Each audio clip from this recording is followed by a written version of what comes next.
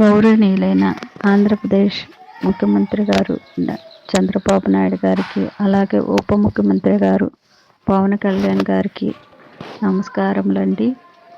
నేను మానవ హక్కుల ప్రధాన కార్యదర్శి డాక్టర్ గోవాడ ప్రశాంతి. మరి నేను ఆంధ్రప్రదేశ్ మొత్తము అన్ని స్కూల్స్లోనూ అన్ని డిపార్ట్మెంట్లోనూ అనేక అంశాల భారత రాజ్యాంగం కల్పించిన హక్కుల గురించి, ప్రభుత్వ పథకాల గురించి, మహిళా చట్టాల గురించి, విద్యా హక్కుల గురించి, ఆరోగ్య భద్రత గురించి, వినియోగదారుల సంరక్షణ గురించి, ఇలాంటి అనేక భారత రాజ్యాంగ హక్కులు, ప్రభుత్వ పథకాల గురించి అవగాహన సదస్సులు ఏర్పాటు చేయడం జరుగుతుంది. మరి అదేవిధంగా గత 4 రోజుల క్రితం డాక్టర్ బిఆర్ అంబేద్కర్ రుద్రవరం కళాశాలలో 7వ తరగతి చదువుతున్న విద్యార్థి చెరువుల్లో మునిగి చనిపోవడం జరిగింది. ఈ విషయం తెలుసుకోవడం చాలా బాధాకరం. నేను ఆ గురుకుల పాఠశాలకి సందర్శించి అవగాహన సదస్సులు ఏర్పాటు చేయడం జరిగింది. స్వచ్ఛతా సేవా కార్యక్రమాల్లో భాగంగా ఎన్జిఓగా నేను ఆ రుద్రవరం కళాశాలకు వెళ్ళి అక్కడ అనేక సేవా కార్యక్రమాలు చేశాను. అయితే అక్కడ పరిస్థితి చూసినప్పుడు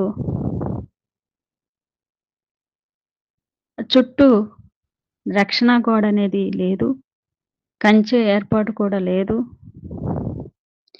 పిల్లలు ఆటకాయితంగా చెట్ల పొదల్లోకి వెళ్ళిన ప్రాణాలకు హాని కలిగే పరిస్థితి ఉన్నది. అంతేకాదు పొదలతోనూ మరి అక్కడ నిండుకుని ఉన్నది. చుట్టూ చెరువులు, భయానకమైన వాతావరణం. కృష్ణా యూనివర్సిటీ సమీపంలో ఉన్న ఈ రుద్రవరం గురుకుల పాఠశాల కనీస వసతులకు కూడా నోచుకోని పరిస్థితిలో ఉన్నది. మరి అధికారులు మరి ప్రతినిధులు అందరూ కూడా గురుకుల పాఠశాలల వైపున ప్రత్యేక శ్రద్ధ చూపించాలి.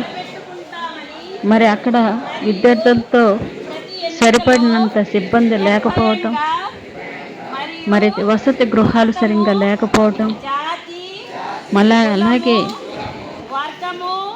రక్షణ గోడలని లేకపోవటం, మరి సెక్యూరిటీస్ లేకపోవటం, మరి సరిపడినంత డ్రిల్ మాస్టర్లు కానీ, సబ్జెక్టు టీచర్లు కానీ, సంబంధిత సబ్జెక్టులో నిపుణులు కానీ లేకపోవటం, వార్డెన్ లేకపోవటం, ఇలాంటివన్నీ ఆంధ్రప్రదేశ్లో ప్రతి రెసిడెన్షియల్ స్కూల్లోనూ ఎదుర్కొంటున్న సమస్యలు.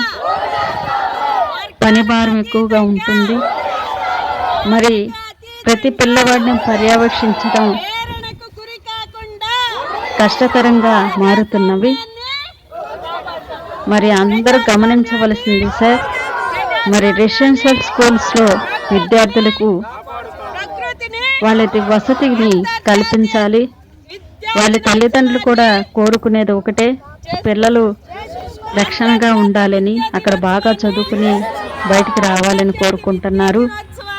మరి గోడ రక్షణ గోడలు లేని పరిస్థితుల్లోనూ మరి సరైన ఫెసిలిటీ లేకుండా విద్యార్థులు చదువుకోవడం అనేది కష్టతరంగా ఉంటుంది. వసతి గృహాల్లో పాములు వచ్చే పరిస్థితులు ఉంటున్నాయి.